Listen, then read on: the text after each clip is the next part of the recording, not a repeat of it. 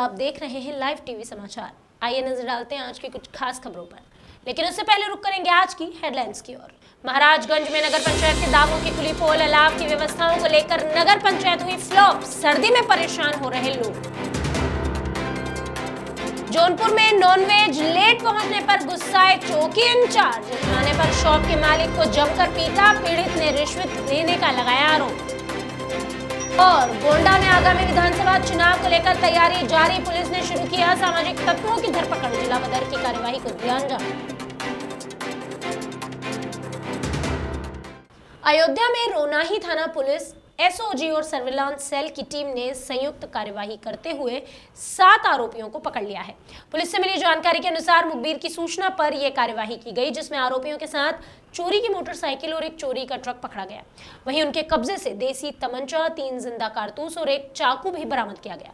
पकड़े गए आरोपियों के पास से अमित उर्फ गुड्डू, संदीप शुक्ला, अमित शुक्ला, आलोक सिंह, सत्यम सिंह, कुलदीप और गंगाराम नाम बताए जा रहे हैं। फिलहाल पुलिस पकड़े गए आरोपियों से पूछताछ कर रही है। अयोध्या से वीके यादव की रिपोर्ट।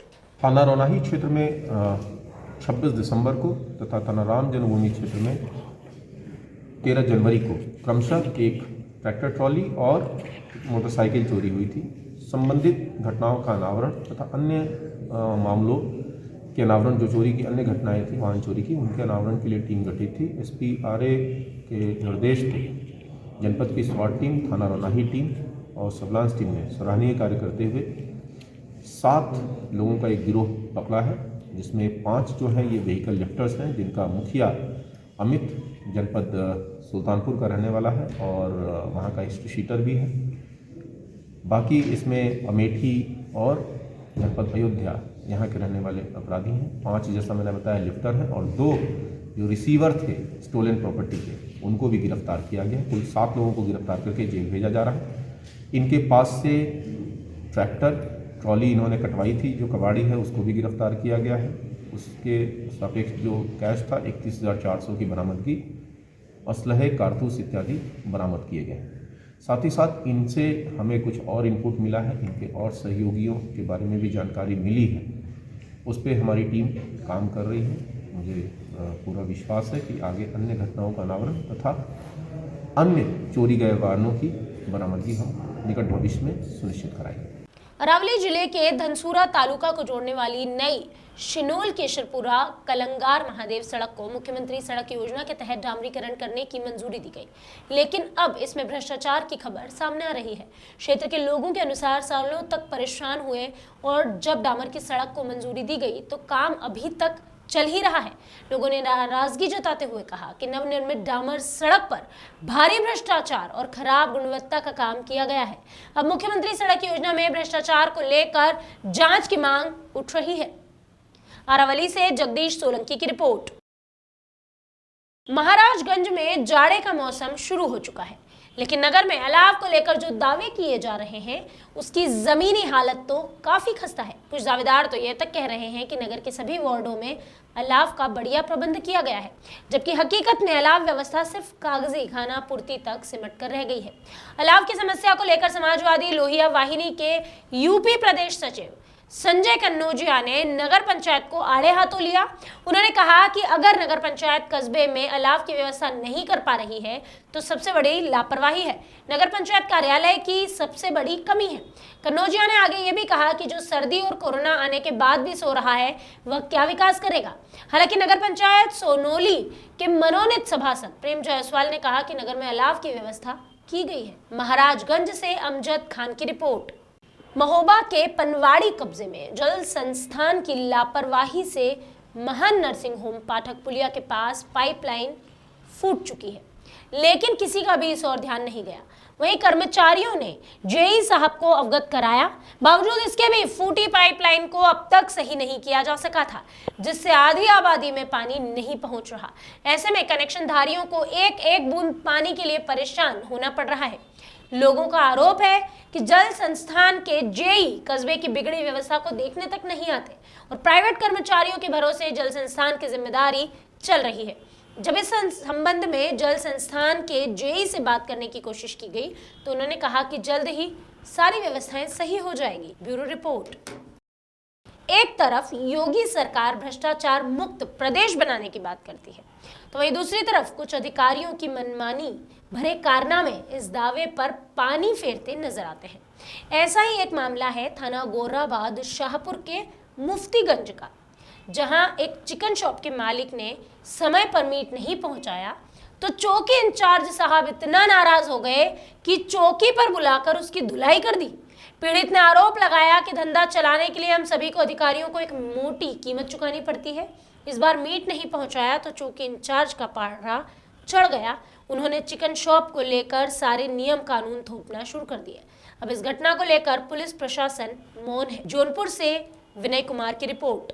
गोंडा में एसपी संतोष कुमार मिश्रा ने आगामी विधानसभा चुनाव को ध्यान में रखते हुए अशांति फैलाने वाले असामाजिक तत्वों की धरपकड़ के आदेश जारी किए हैं।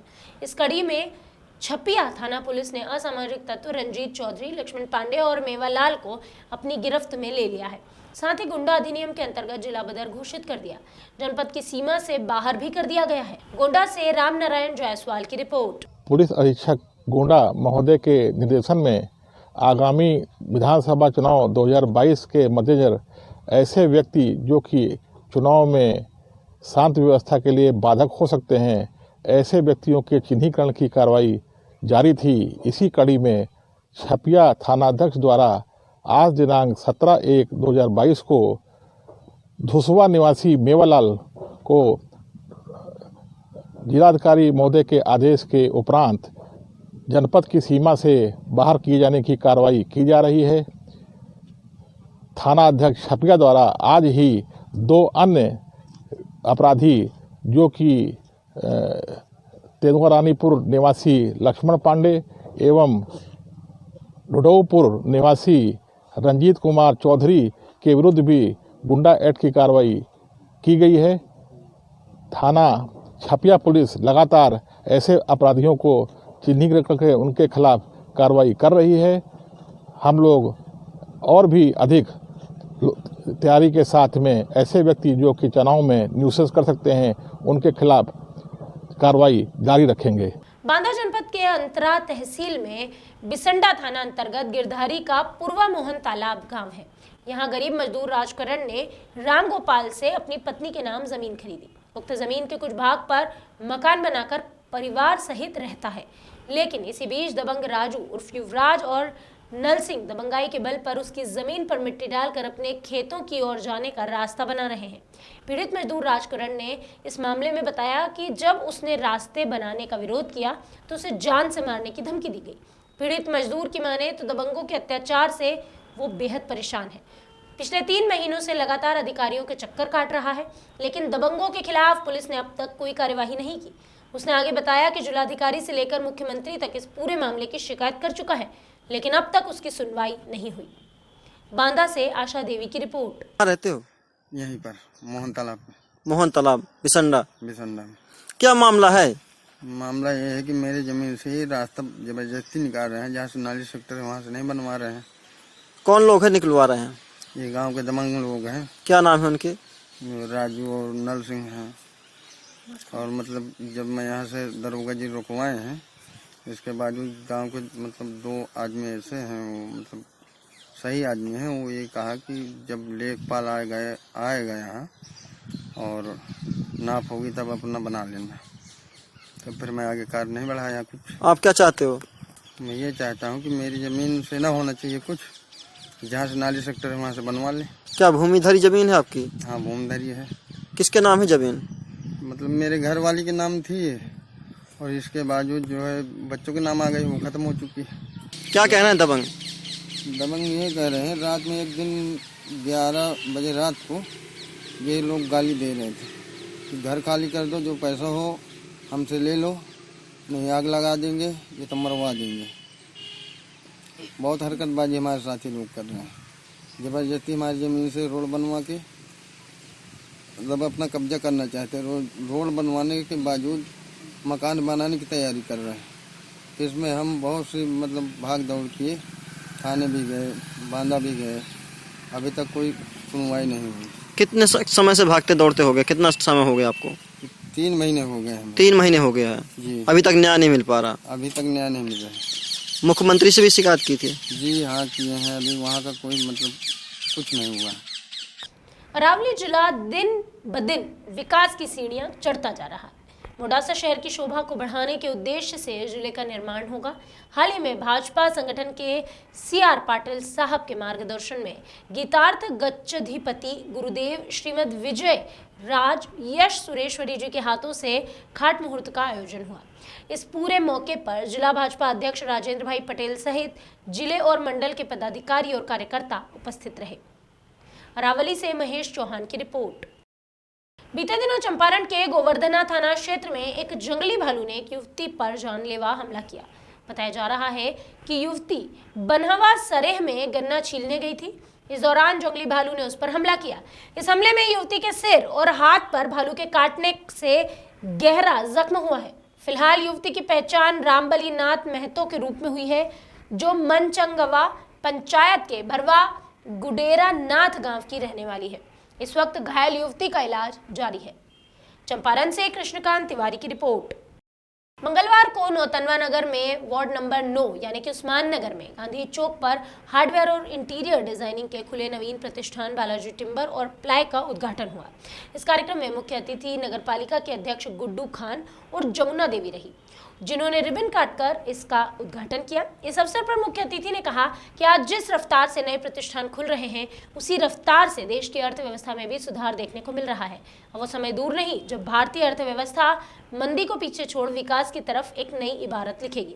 इस मौके पर कई प्रबुद्धजन मौजूद रहे। Bureau report. अभी के लिए बस इतना ही। बाकी खबरों का सिलसिला लगातार रहेगा जारी। आप देखते रहिए लाइव टीवी समाचार।